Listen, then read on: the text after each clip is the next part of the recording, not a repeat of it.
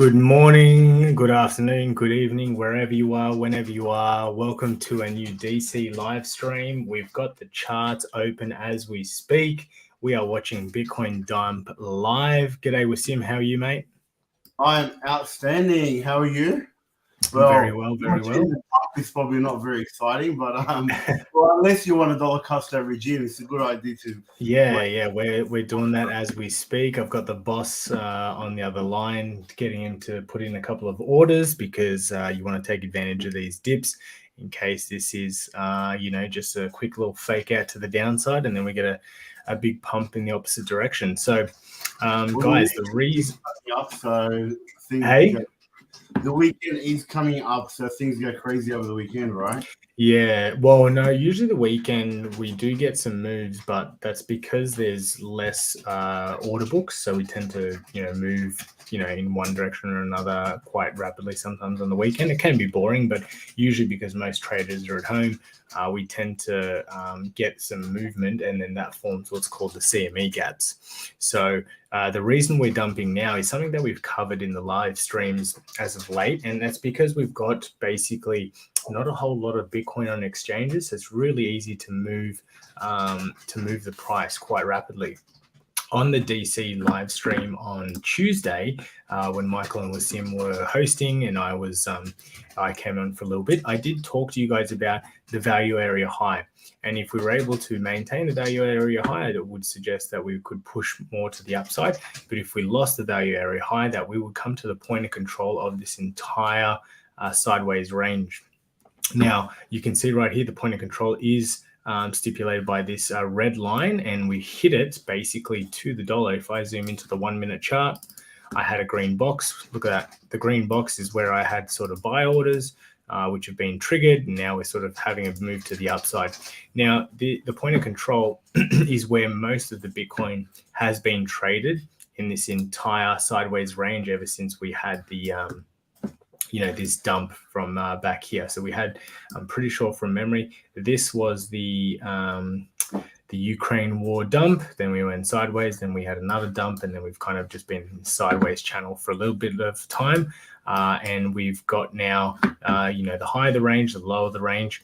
Now, if we are unable to hold the point of control, then what's going to happen is we will eventually come down to the value area low of the range. So much like the value area high, if we close a daily candle below this point of control, we will come down to 19,600. So make sure you've got some buy orders set around that price.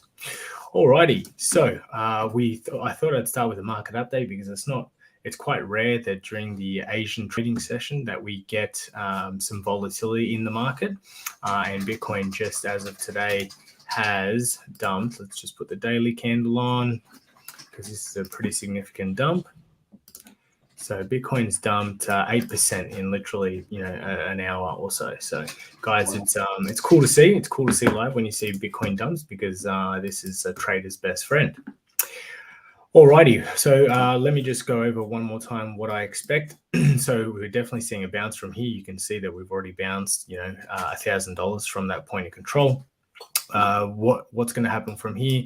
Well, we can draw a couple of Fibonacci retracements from where the dump started, from here to here. We'll probably come back up to at least 22,700, something like that, maybe even 22.4, so the 0.5 or the golden pocket.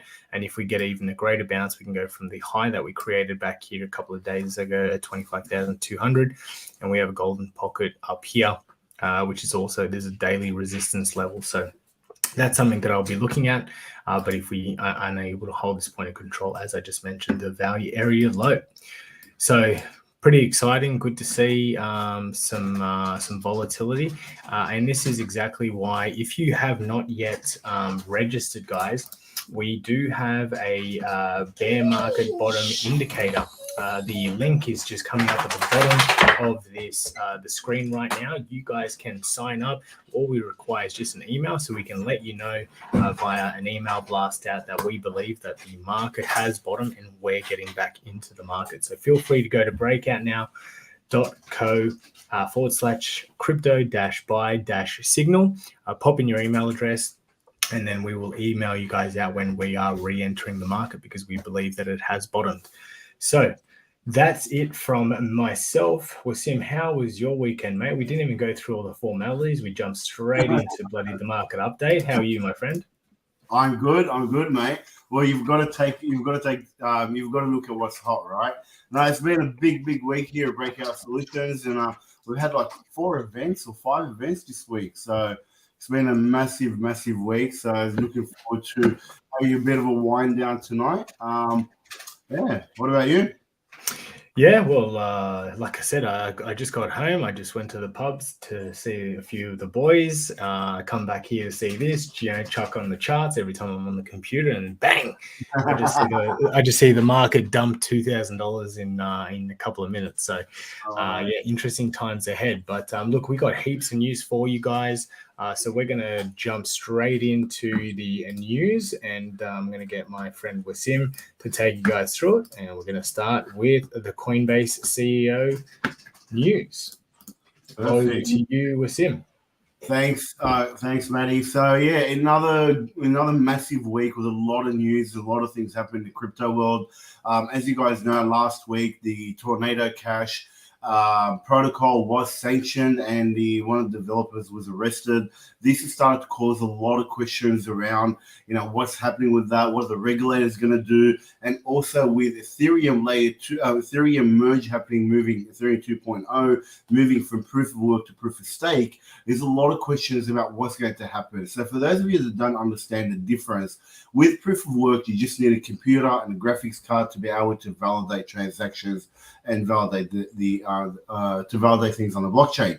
Now, with proof of stake, the more people that have a particular token will actually have more power in the validation. So this is now causing a lot of challenges, because what's happening is, or what we know is, a lot of the big centralized exchanges like Coinbase, Binance, a lot of these big exchanges out there, they're going to have a lot of validating nodes, and they're going to have a lot of staking happening on their exchange. So what's going to happen when regulation comes and they are forced to do certain things? Especially with regulation coming down on what can be done or what can't be done, and manipulating the blockchain. So there's a lot of people are uneasy about this move now, even though moving to proof of a stake is going to make Ethereum deflationary, probably bring the price up, but at what cost? What we do know is, this can potentially, and I actually got Michael to explain some of this stuff to me. So I've got a few notes from here. So he said Ethereum moving to proof of stake is going to centralize staking into a group of larger players. Example, it will cause the blockchain to be less decentralized. Now, one of the biggest things that we love about crypto is decentralization. Decentralization takes the power from any one entity to control something and just distributes it out to everyone. So a lot of these companies, including Ledger, are US-based entities, so they are in America. So this means that they will fall within US regulations and within the reach of regulators. So a lot of these companies, they believe in crypto, they believe in centralization, but they still have to follow the laws of the country that they operate in, right? So it will be easy for the blockchain to be censored, just look at how they did to Tornado Cash. So this possesses a huge risk for the viability of Ethereum to be a truly decentralized blockchain, and it is unlikely to mean it wins as the people's blockchain. So Ethereum was trying to be the people's blockchain like Bitcoin is. Right now, what we know, there's only one cryptocurrency that is completely, truly decentralized, and that is the people's blockchain, and that is going to be Bitcoin. There's no other cryptocurrency out there that is as decentralized as Bitcoin, and which means that more people are going to be reliant on innovations of layer 2 and layer 3 levels coming out to Bitcoin. So volatile times ahead. We don't know what's going to happen. September is going to be an interesting month when the merger happens. If the merger is successful, we don't know what's going to happen. So it's going to be, one of those, buy the rumor, sell the news. Could be one of those buy the rumor, sell the news type of events. So interesting times ahead. Next one is Target losing or plummet. Target's profits plummet 90% as inflation-worried shoppers pull back. So Target, and this is actually crazy, 90% reduction in their profit is huge. So they've reported a 90% plunge in their second quarter, falling short of expectation as inflation is taking shoppers away from non-essential items. So Target, as you all know, sells non-essential items. They don't sell food, they don't sell gasoline, they don't sell energy, which are essential items for us to live. So people are now a bit wary. They're taking money away from non-essential things and putting them on essential things as the inflation goes up in America. Even though America's inflation has gone down a bit, it doesn't mean that inflation has actually gone down and is gone. People are still worried, and this has actually caused Target to have a net income of $183 million in the quarter compared to $1.8 billion a year ago in the same period. So this is showing that consumer pullback on demand of discretionary items is one of the factors raising fears of a recession. And a lot of people worry that America is going to be in a recession or hitting some major recession, as we're going to talk about in a few moments. Can we move on to the next one? Oh, excuse me. Move on to UK inflation. So, no, we've cancelled that one. We're not doing that one. We're doing the UK inflation because we had way too much news. We had to color down a little bit today. So UK inflation hits a new 40-year high of double-digit inflation in the UK as food and energy prices surge. So this is latest news out of the UK showing that, again, they've had a historical squeeze on households with inflation being a double digits now. So the consumer price index came in at 10.1%. Which is higher than the previous one and higher than the forecasted 9.8% and the 9.4% in June. The Reserve Bank in the UK has had 6 consecutive interest rate hikes, and they are expecting inflation to top out at 13.3% inflation in the UK. Now, this is a major world country, like a pretty large economy, and they've got double-digit inflation now. So Conservative Party leaders, candidate Liz Truss and Rishi Sunak, one of whom will succeed Boris Johnson as Prime Minister in September, have said that this is something that the country is historically never seen and is causing a lot of hardship on the average household. With the real wages in the UK falling by about 3% annually in the second quarter of 2022, which is one of the sharpest declines on record. So inflation's going up. Wages aren't keeping up, so therefore the average family, the average person's wage is actually 3% lower than it was last year, and this is causing a lot of stress on families in the UK, especially with the energy prices going up by about like £2,000 or £3,000. So interesting times, and as we know, when these countries happen in Australia, we lag behind on this stuff. Australia's had energy. I got energy rate increases from my energy providers for both gas and electricity this week, and so we're going to start to feel it very, very soon. Next up, we've got JP Morgan's Jamie Dimon warns something worse than a recession could be coming. So JP Morgan CEO Jamie Dimon has shared his predictions for the US economy, including a chance of something worse than a recession. There are storm clouds, the executive said, including quantitative tightening, oil prices, Ukraine war, and what's happening in China. So what he's saying is, if I had to put odds out, a soft landing would be about there's only 10% chance of the US being able to have a soft landing after all this inflation. However, a harder landing with a mild recession is 20 to 30%. He also added that something may be worse than 20 or 30%. There's another 20, 30% for something even worse. So, this is a very influential, very in the know person that understands the economy and understands what's happening, and he's warning that something worse than a recession could happen. There's a 20 to 30% chance of something worse than a recession happening. So interesting times ahead, and very, very volatile times for us to coming towards us in the next months and years to come. And lastly, in the news highlights, which is a good news for Australians, we have the asset manager Monochrome secures approval to offer a crypto-based ETF in Australia. So this is the first time in Australia that we actually get to have a crypto-based ETF, which means people who invest in this ETF are going to have direct access to Bitcoin and Ethereum. It's the first time this has happened, and it's a great move towards regulation with crypto and making crypto becoming more and more mainstream. So this was done by the CEO, his name is Jeff Yu, who is the previous CEO of Binance Australia. So he says the regulator's approval of this license variation represents a major step forward for both the advice industry and the retail investors, allowing advisors to meet the market demands of their clients when it comes to crypto asset classes. So up until now, most financial advisors, or all financial advisors, could not advise on crypto and allow their clients to invest in crypto because there was no license, there was no ETF for it. This move is now going to allow financial advisors to allow their clients to invest in crypto, or specifically Bitcoin and Ethereum, which is they're blue chip tokens. So good news moving forward, and hopefully we're going to be able to add more and more, and this is going to make crypto more mainstream, which is what we want, and because it will allow adoption, allow more money coming in, and further those of us already in crypto is good news, because as the price goes up, we make a lot of money. Over to you, Sim. Yes, over to the Twitter highlights. Thank you.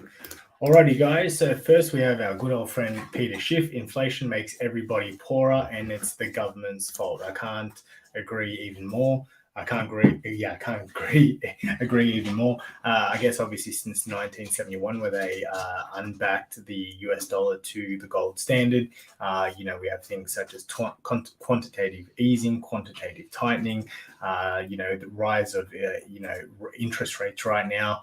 Things are going a little bit crazy because we basically said, hey, we can print as much money as we like, and it doesn't really matter how that affects, obviously, our population. So it's a bit of an interesting thing. It looks like he's also turning his back on the government, which is interesting, even though he's not into cryptocurrencies. Moving on, we've got Ben Armstrong. Bitcoin probably ending the relief rally soon. Sorry, folks. So he timed that perfectly. A bit like what we said. We are seeing a dump today, and you look this. I wouldn't say that the relief rally is over just yet. Like I said, when we went through the market update at the start of this, if we can hold this point of control, we should see a continued move to the upside, because it's something in the fundamentals that I do want to point out to you guys that is going to happen in the next few weeks or so, and that might give investors confidence to re-enter the market, and we might still see a bit more of a bounce before things do roll over.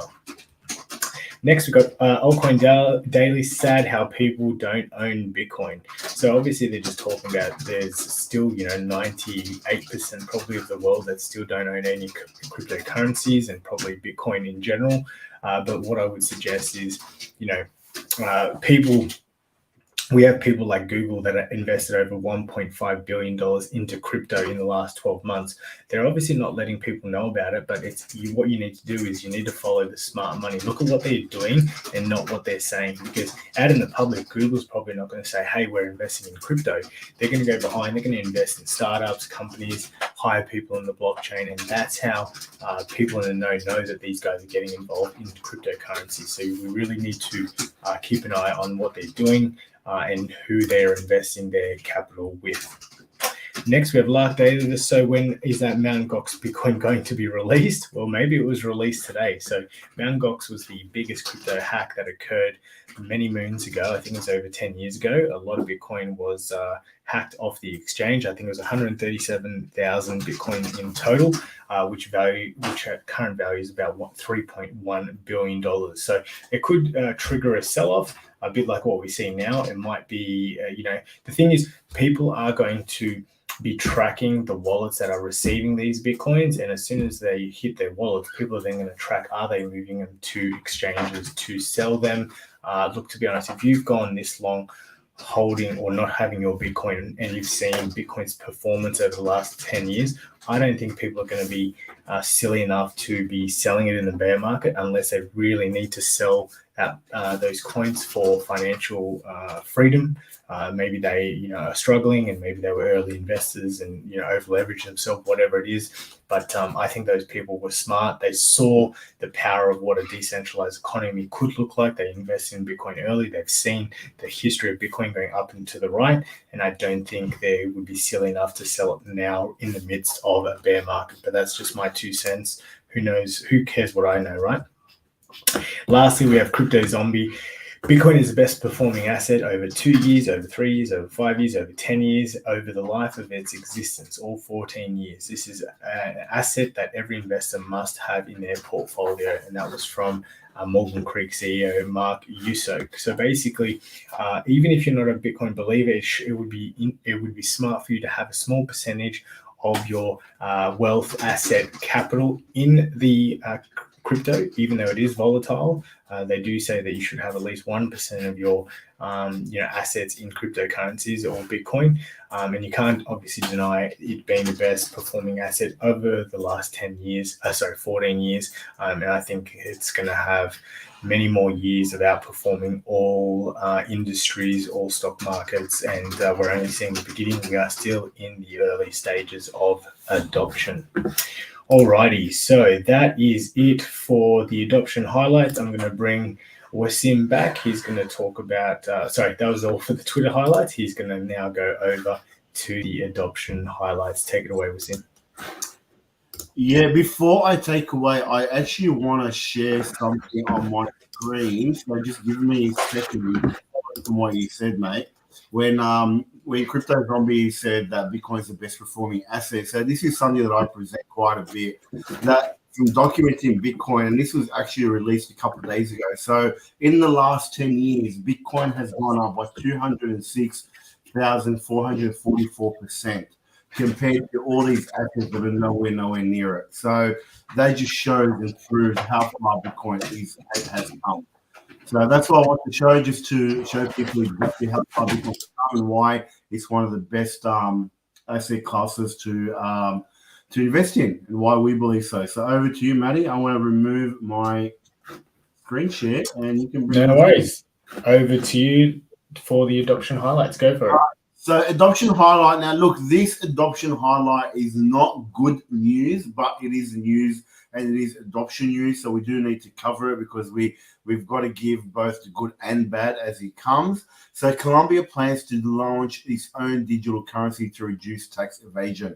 So we've spoken here a little bit about CBDCs and the dangers of CBDCs, and why having government central bank digital currencies are a way for governments to control us. So the government of Colombia revealed it has plans to launch a digital currency. One of its purposes of this new currency would be to curb tax evasion and enhance the traceability of transactions made by citizens. The proposed measure will also be accompanied by restrictions on cash payments and transactions over 10 million Colombian pesos, which is about $2,400 US. So what we're seeing here is the government wants to trace every transaction. In Colombia, cash is still the number one, is one of the main ways that people transact for groceries, for mobile phone top-ups, etc. And if the government introduces this, they're going to make it illegal or restrict any transaction over $2,400. Therefore, if you're going to buy something over that, you're going to have to use a digital currency, which then reports back directly to the government. So this is one of the reasons why we always harp on about decentralization, and why Bitcoin is true freedom and gives people freedom over their money, and freedom over their sovereignty, and freedom over their wealth. Moving over to some better news, we have NFL team Houston Texans now accept Bitcoins for single game suites. So, we've been speaking about almost every single week. We talk about, some new team that is looking at that accepts Bitcoin or some type of crypto payment for, games, merchandise, ticketing, what have you. Now the Houston Texans have also picked an official Bitcoin wallet as a service provider. So they've gone with BitWallet, which functions as a Bitcoin wallet, allowing users to send Bitcoin anywhere in the world. But the company also hosts an exchange. So a lot of these companies, even though they're accepting Bitcoin, what they do to protect themselves against volatility is they trade straight away exchange it for fiat. So this is one way that a lot of large companies who want to accept Bitcoin but also want to take away the volatility away from volatility exposure away from the company is by doing this. So now what they said was digital currencies has become a primary means of payment, and by partnering with BitWallet, the Texans are leading the way in the NFL. So this is what this was come out from the Sporting. Next one is another exciting one for Ripple. Ripple SBI Remit joins hands to enable real-time payments between Japan and Thailand. So there's about 47,000 Thai nationals that live in Japan and they send money over to their family.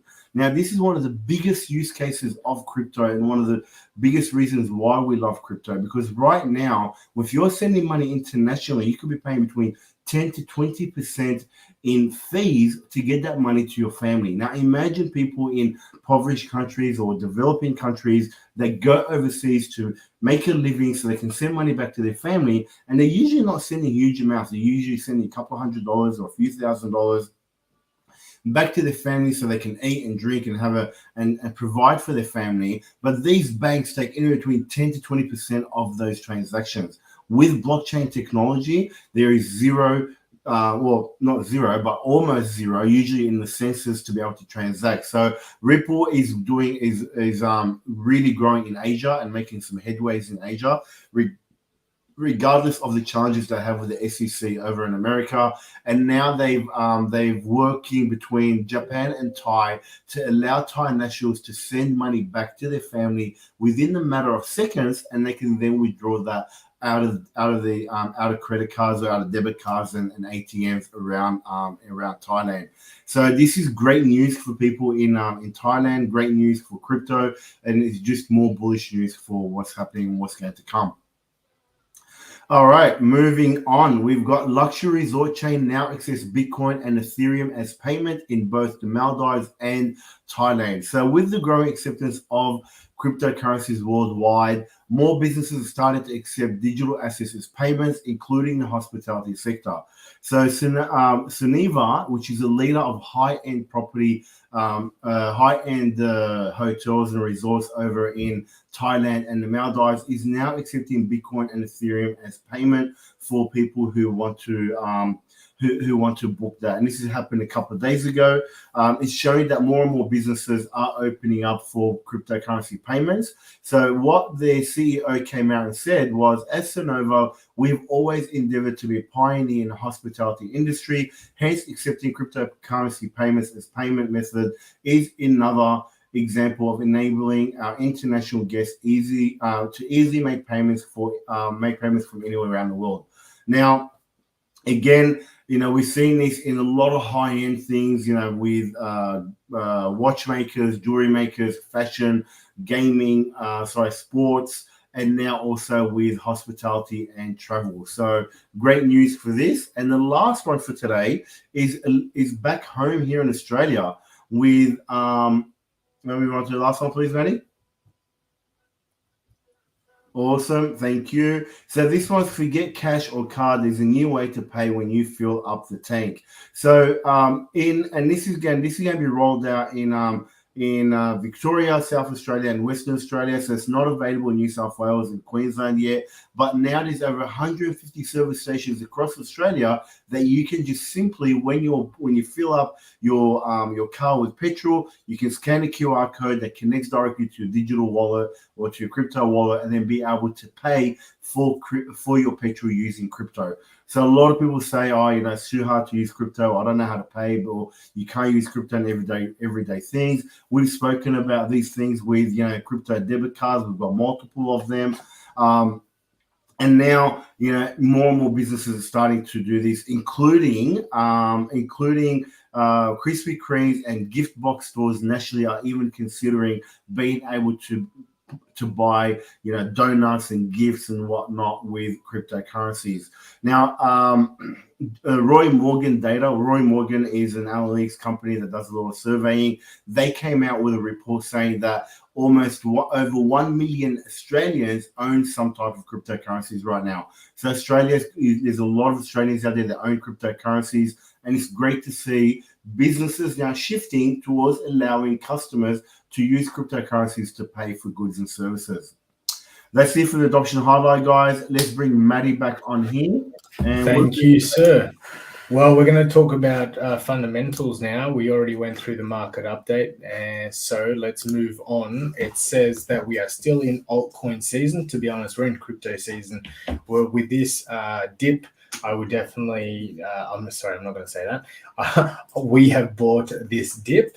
I'm not saying that it is the low, but you should be always trying to look at purchasing the dip, because this could be the last dip before we start mooning. So right now things are on a bit of a nosedive. I don't think this is possibly the bottom. We've talked about that in the past, but we'd rather be wrong and rich by dollar cost averaging in, rather than obviously missing the boat. So right now, just before the stream, I was frantically preparing for the things that we were going to talk about in the stream, whilst executing some buy orders on our exchanges. It was so manic, especially because I only had 5 minutes to do it. So yeah, we always have to take advantage of these dips. And someone said in the comments that they think it could go down to 4K. I don't think that's realistic. I think there's going to be a lot more support at all the levels, at a lot of levels before that. If we see a 4-figure Bitcoin again, I think it's going to be quite dangerous for the space, and I don't think it's going to get that low. We do have too many large investment firms, BlackRock. I could go on for days about who's in the space these days. I don't think we're going to have that Christmas present ever again of a 4-figure Bitcoin. I could be wrong. If we do get a $4,000, if we get a $4,000 Bitcoin, man, I'll sell everything I own. I think a lot of people will think that. Alrighty, we've got the fear and greed index. We're at 33, so a bit of a change from last week. I think we got up to 47, so we've dropped a bit, and obviously the price has reflected that in today's action. Now, I wanted to talk about the new pool, something pretty interesting. So this is the net unrealized profit loss. And what I want you guys to look at is obviously the black line, which is the price of Bitcoin over its history. And what we can see on top of that is this colored line. So whenever we're in the blue section, that's the top of the bull market. We're in the red, that's in the bear market. However, what I want you to look at is every time that we are in the bear market, okay, that we enter the capitulation phase, come back out of it, go into the hope and fear, and then come back down once again into capitulation. Back here in 2014, we entered the bear market, we hit capitulation, we came out of the bear market just slightly. You can see by this, let me move my cursor so it's not wrong. You can see the little orange right about here, right there, and then we come back down into capitulation one more time before going into the bull market. Same again here in 2019. So we entered the red phase. We went a little bit higher than just the hope phase, but you can see we went into the belief phase, and then we came back down once again to the capitulation. So basically we enter capitulation twice in each bear market. We've only entered it once on this bear market. We're now in the hope/fear phase. So I do think we have to re-enter the capitulation phase one more time, and that's why I do think we are going to see lower prices once again. Maybe not 4K, but definitely possibly something around 13 to 15 if we re-enter the capitulation phase. The last thing I wanted to cover in regards to the fundamentals, let me just remove these lovely drawings of mine, is the hash ribbon indicator. So the hash ribbon indicator basically is a crossover of moving averages when miners turn on and off their miners in regards to their profitability. If it's costing them more to make and process and produce Bitcoin than the cost of electricity to create it, they'll turn off their miners, which reduces the hash rate and the security of the network, and then we have this capitulation. So that usually is signified by this development of this red area. So you can see we had capitulation commencing on the 8th of June, and we've remained in this red area for a long period of time. Now, the two lines are approaching each other, which is going to signify a buy signal. And let's have a look at the last buy signal right here. So this is the last buy signal, and these are quite good signals in regards to picking bottoms or times that you should be re-entering the market. So we can see back here, it was at 37,000, even though the low was 30,000. Back here, we had a buy signal around 20,000. Back here, we had the buy signal before the start of the bull run at 8,000. So we're, like I said, I think we're a couple of weeks, maybe, you know, maximum a month away from these two lines crossing over and signaling the bottom of the bear market and the commencement of the next bull cycle. What I tend to look at as well is usually, I think I have it on this chart. Let me just go to my weekly. So I have on this chart these vertical blue lines, which signify the approximate time where we are going to be entering the next Bitcoin halving. That is where the miner rewards is halved. The first one was 50, the second one was 25, the next one was 12.5, and this is going to be 6 Bitcoin per block transaction. So we tend to commence the next bull run when we're about halfway between each of the halvings. And right now it kind of looks like, if I take a ruler out, this is 1,421 days. So that's about 700 days is halfway. We're at about we're just over halfway. We're at 826 days. So if we haven't bottomed yet, we are, like I said, we keep saying we are very close to the bottom, and this is why it's a great time to dollar cost average, even though, like I said, I think we might see one more push to the downside, freak everyone out one more time, and then we'll have some sideways consolidation like we have every bear market. Here, let me take that off. Here's months of sideways consolidation.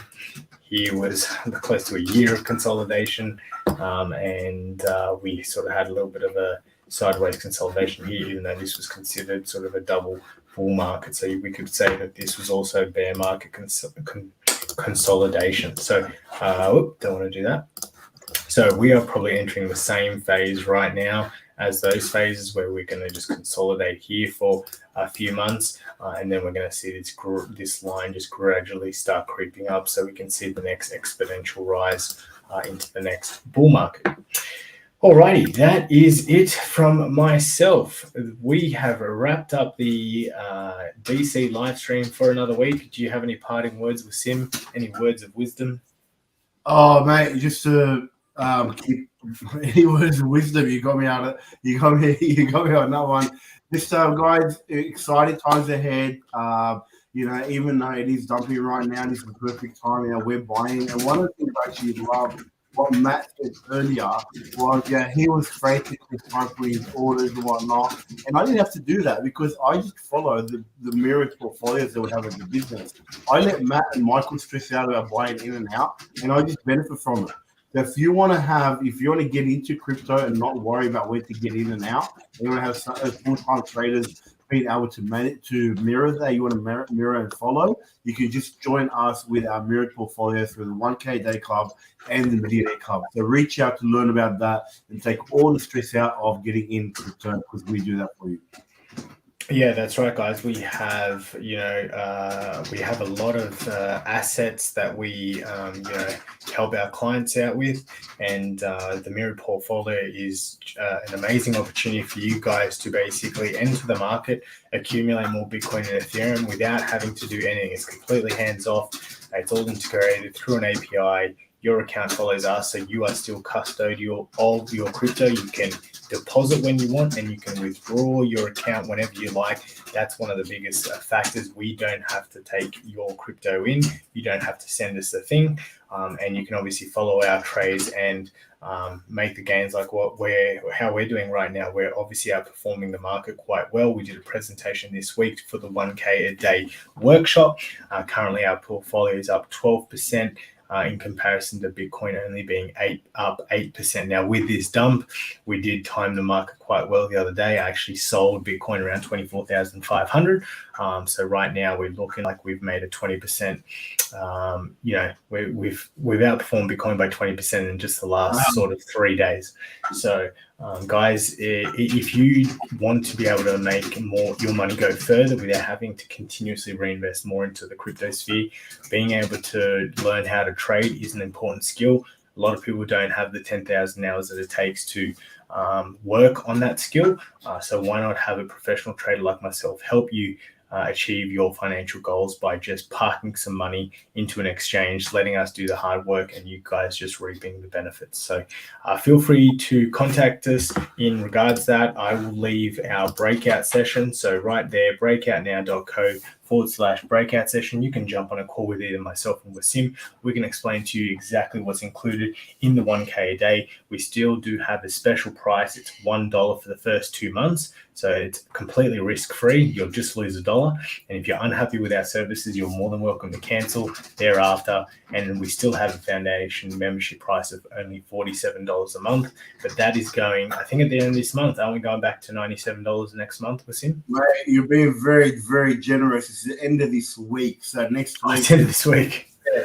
However, because you said that, what I'm willing to do, if anybody books in over the weekend, we'll honor it next week.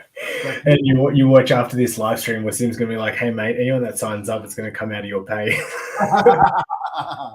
No, I'm not that bad. But look, guys, it is ending this week. So Sunday's the last day. Price is going up to $97 a month because of the great new Mirror portfolio where you can just deposit your funds from your own decentralized wallet into a smart contract. You have complete control over it. Like Matt said, you can deposit, withdraw anytime you want.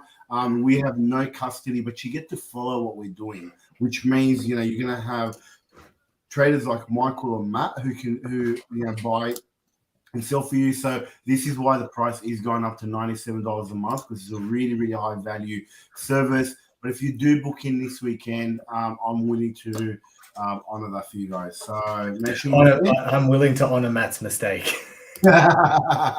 All good, mate. All good. I'm here for you. All right, guys. Thanks very much for watching us. Can't wait to see you guys next week on Tuesday, 5 p.m. Australian Eastern Standard Time. Once again, thank you for watching us. Appreciate all our followers, and we'll see you guys next week.